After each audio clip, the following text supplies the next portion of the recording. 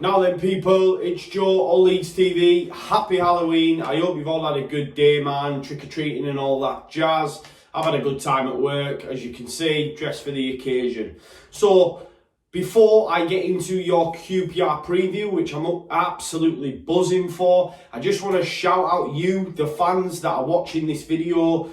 It was 2 years since our Twitter, our formation of this channel that was made by the fans for you fans. You know, it was done before I came, but I just wanted to shout out all you fans that have took us from, you know, from 0 all the way up to 10.5k now, you know what I mean? So big shout out to all you guys who watch regularly, them that have been on Monday Night Footballs live. You all know who you are. You've helped us get to where we're at, you know, so I just want to thank you all. You know, two years is big. Big shout out to the people that got it off the ground initially. I know Tasha's been there from the start, Jack, you know, they've had people involved, the late Wacko, you know, and when I came on board, people like Jetta and stuff like that, they know who they are. Yeah, they helped get it off the ground, so props to them. Obviously, shout out to the team, myself, pat myself on the back. Shout out to Conor when he came on board from us. You've got Tash, you've got Oscar, Jack, even young Charlotte now likes to get involved. Big shout out Claudio as well. You know, he did some great stuff for us on socials.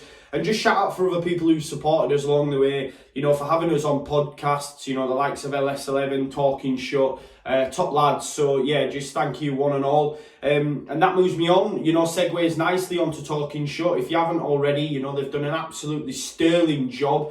They had Forshaw on recently. I'm absolutely buzzing and proud of the lads, you know, seeing all the stuff on social media, getting reported in the YEP, getting reported on Leeds United Live, you know, by reputable journals, and they're getting the shout outs that they deserve and getting affiliated with the club. So shout out Gary, Young Ben, Binky, or Old Ben if you like, Raggy, just absolute sterling job, and hopefully I'll be invited back soon for that hat-trick ball.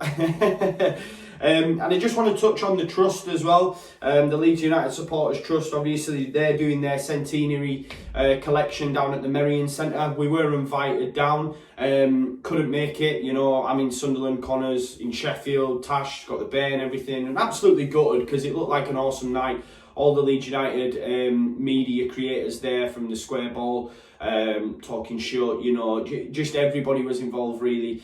Such a shame we couldn't make it, and the fact that Pablo was there, as soon as I seen Pablo was there, I was absolutely fuming that I couldn't make it. But yeah, their collection started on the 26th of October, and it's going to run right through to the 24th, so if you haven't already, please go check it out. It looks absolutely immense. I know I will be doing it on a match day. So yeah, that's that. Thank you one and all, and now let's get into QPR preview. So, press conference was today. We're looking for our third consecutive win at Ellen Road, which seems quite strange because we have been pretty poor at Ellen Road this season, definitely. So yeah, third successive victory if we can beat QPR at the weekend, following wins over West Brom and Birmingham City. Pablo Hernandez is in line to come back into the side as well, which is bounced. I don't think he'll start. I think he'll continue with Costa, and I can understand why. But the fact that Pablo could get involved at any point during our game is a massive plus. As Bielsa said, he's good. Patrick Bamford has a little problem in his ankle. Alioski and Barry Douglas both have problems as well, so they could be a doubt. So does that mean we might see a Dallas move into left back if them two can't make it? And Forshaw is definitely not going to. Patrick Bamford has a little problem in his ankle. Does that mean we'll see Eddie start? I mean, if Patrick Bamford's not going to, you know, be fit and be past fit in time for QPR, you know, Eddie's going to start. So that should curb a lot of the Patrick haters. Also, as well, what I wanted to touch on, Bielsa spoke about our efficiency. Spoke about the importance of spreading goals throughout the team, which I do agree with. You know, I think there's only Pablo outside of Eddie and Bamford that have scored more than one. I think, you know, with KP's got one, Baradi's got one in the Cup, Dallas maybe in the Cup, Ailing. I may be wrong, but outside of them two, our strikers, you've only got, you know, Pablo's scored more than two. So I do get it. I mean, if you look back to last season, we had the likes of Click, who probably was on 4 or 5 goals at this point. Pablo was getting involved, you know. So Yeah, I get that point. One thing I do disagree with Bielsa on, he basically said, everybody points to the number 9 for the lack of efficiency, for the lack of goals, because the number 9 is the player who is closer to the attack. But he did say everybody is involved in the offensive play, and other players share that lack of efficiency, which I understand. The point I don't agree with, though, yes, everybody points to the number 9 for the lack of efficiency, but it's the number of chances that Paddy's missed. Do you know what I mean? It's not as if we aren't creating chances for him, it's just the number of chances. So I think Leeds fans are well within their rights to question it, because it's not the odd chance, it's quite a number of chances. But Patrick has my full support, but I just didn't agree with that quite, because yeah, we all look to the striker, I get it, yes, we need to share goals, but it's not as if Paddy's not had the chances to put the goals in the back of the net. It was touched on as well, the fact that Bamford and Nketiah could play together. I do think we might see it at one point, maybe Bamford just behind Nketiah in front. He did touch on the fact that he wouldn't be willing to play them outside on the wing, as we'd seen last season when we had the Bamford and Roof conundrum. He played Roof out wide. I thought, you lacked something from Roof when he was out wide, but Bielsa did say neither of them are competitive enough in that role, but he would be willing to play them one behind the other. So maybe we'll see that in future. Maybe we'll see it on Saturday. I think lineup wise for me, Kiko in net, Ayling, Cooper, White. I do think Cooper will come back in. There's an argument for left back. What happens there? Does Dallas go and fit into that slot if Barry Douglas or Alioski both don't make the game, or does Berardi fit in there? They've both played at left back. For me, I would go Dallas. Okay, KP in front. You then have the option of Gotts or Jamie Shackleton. Jamie Shackleton, I believe, could also be past fit to play. So do you? I mean, there's been a lot of clamouring for Robbie Gotts. I know Adam Forshaw was glowing in his on the Talking Shut podcast about the prospect of Gotts and how well he's played. And I've said before, the amount of times he's been on the bench for him not to get a start, for him not to make his debut, it's unheard of. I think I heard, I forget which podcast it was. It could have possibly been on Square Ball, how he could be breaking records. It might have been on LS11. I listen to that many. They're all that good. But it could be breaking records for the amount of substitute appearances without actually getting on the pitch. So it'd be interesting to see. Personally, just my preference, I would play Click in where Dallas is currently playing if we were to move Dallas out at left back, and I would bring in Tyler Roberts. That would be my thought process, but we'll see what happens. Harrison and Costa out wide, and then Eddie leading the line. That would be my preference. We shall see what happens. On to QPR, 8th in the league. You would say they've had a very decent start. You would look at them and think, they've probably surprised a lot of people.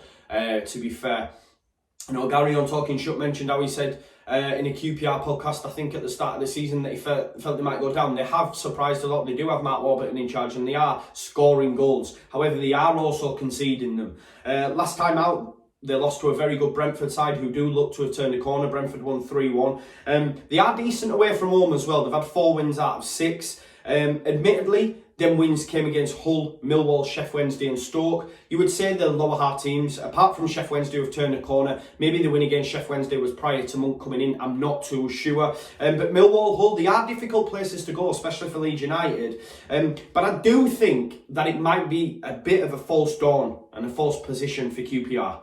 Because for me, the teams they've faced up to now, personally, just my opinion, you don't have to agree, they're not the best. And the top teams that they have come up against, in my opinion again, the likes of Brentford, West Brom, Swansea and Bristol City, they've been beaten soundly. Okay? QPR are the only team in this division to not keep a clean sheet yet. And they've conceded at least 2 goals in their last 6 games. So they're to be got at, and it's about time Leeds United got amongst the goals. We need to start putting teams away. We have it well within our locker. I was saying it all last season, and I'll say it again this season. Someone will be put to the sword.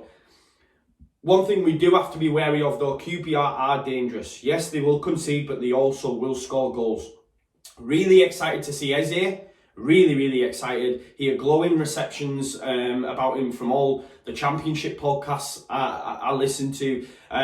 When you see him on Quest, they speak about him on Quest. I'm really excited to see him in the flesh.